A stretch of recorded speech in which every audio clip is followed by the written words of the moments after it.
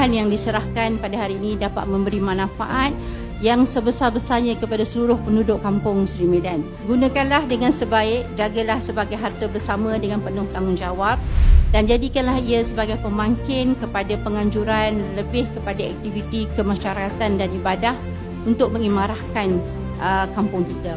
InsyaAllah semoga usaha kecil kita pada hari ini diberkati oleh Allah Subhanahu Wa Taala dan menjadi asbab kepada kemakmuran yang lebih berpanjangan buat Seri Medan.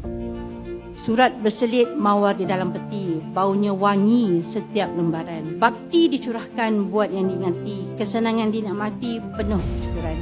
Dengan lafaz Bismillahirrahmanirrahim, saya dengan ini menyempurnakan penyerahan projek angkat Kampung Madani bagi penyerahan pembinaan blok tambahan kepada Masjid Pekan Seri Medan daerah Batu Pahat Johor.